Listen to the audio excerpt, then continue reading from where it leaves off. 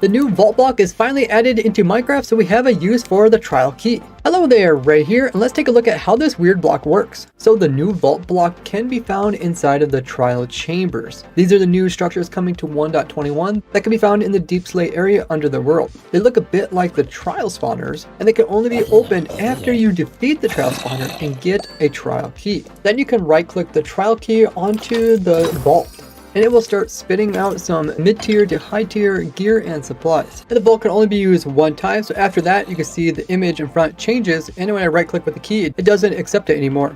Now they did say that the current loot isn't going to be the final loot. So what type of loot would you like to see coming from it? Now I would definitely like to see one unique item coming from the structure, something kind of like the Swift Sneak, which encourages players to go to a specific structure. Because currently there isn't anything too unique to the trial chambers, other than maybe the breeze if you want to capture yourself one of those. Most people seem excited for these structures just to come in here and mine up all the copper, which the entire thing is made up of. I did a poll on my community tab asking you guys what do you thought of the vault. And you can get notified about these polls just by being a subscriber of mine and turning on the bell notifications set to all. Now in the poll, the majority of people said that the loot was poor, and I did mention in the explanation video, which is always linked below, that the loot will be changed throughout the snapshot before the final release. This was confirmed by Mojang. There's also a chunk of people that wish it was renewable. Now I also wish this, but it does seem that they purposely made it this way so we cannot continue to fight the trial chambers and get good loot from it, but instead have to continue to go out further in your world looking for more of these structures that you can loot, as they said that the exploration part of Minecraft is a key part of it,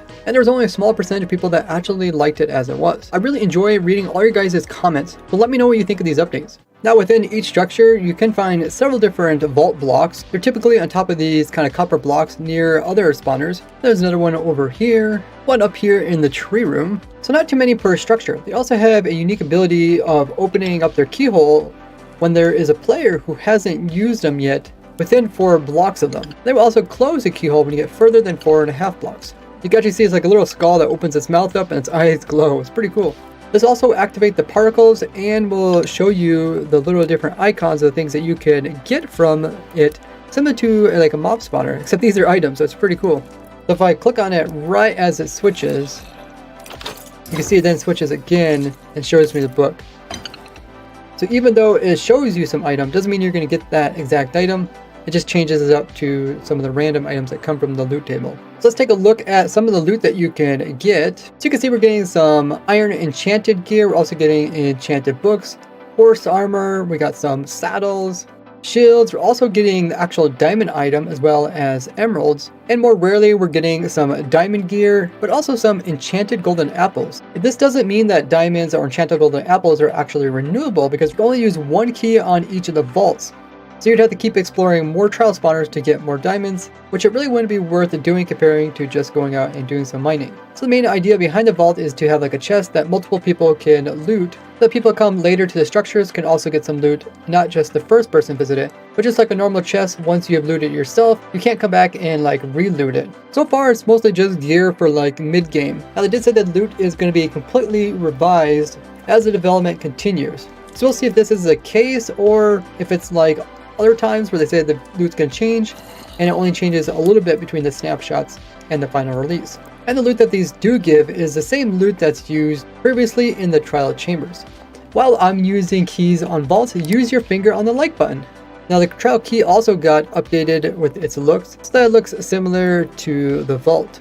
Not like the other trial spawners, it cannot be blown up. And because it's an NBT, it can't be moved with pistons. You can mine it, but it mines really slowly. Try to deter people from destroying these. That way other people can come in and get loot from them as well. Now there is customizations for the actual vault block for map makers. You can change out what items actually needed in order to open up. Here you can see for the natural ones to use the trial key. And you can also change out what items you want to showcase in the center, as well as the other data. So you can see it's closed for my left player, but if I come in with a different account and get within range, it will open up. But if you try to use a key from someone who already looted it, this is what happens. It makes a noise, but doesn't accept your key. That's because the data of the block remembers which players are already rewarded. Now there is a state updating resumes at time. This is in game ticks and it continues to keep rising. So you're not able to use it, but if I give the key to the other account, they can then right click it and open it up.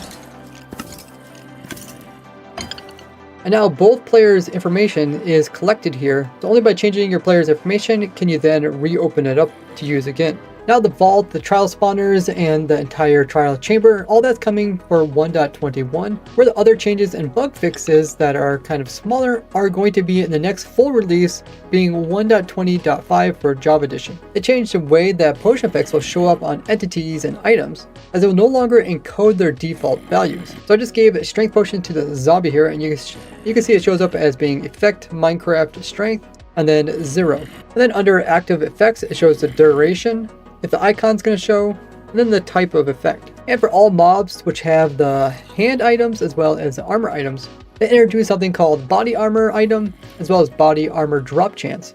So for any mobs that have the armor items or hand items NBT, they've also added in a new one called body armor item as well as body armor drop chance. That way if they introduce any more mobs in the future which can wear armor like the wolf, they'll make sure they'll be able to drop it with the correct information that goes with it. When renaming wolf armor, then putting it on your wolf, and then if the wolf would happen to die, the armor that you just renamed would lose its name, or any NBT related things. So it was changed to act like zombies when they pick up like your armor, and when they die, they still keep your name and all the other information. So the wolf armor will do the same thing. And they changed decor items like on llamas to use this new body armor item. And when using commands to put armor and stuff onto these, they'll now use the new armor body tag. Now the vanilla data pack got updated to version 30, and the resource pack got updated to version 25. They also removed some unused shaders as well as replaced shaders on the clouds and updated a few other things. You might have noticed this where you start walking away from a zombie and all of a sudden the armor looks a little bit different from far away. They fixed it so it only becomes foggy when the zombie itself only goes out a distance. They also fixed this shading issue. You can see the bottom half of the sniffer's nose is differently shaded than the top half, so it will look normal. Anyone who's an operator on the server can now actually view this TPS chart, so you don't just have to be the owner of it.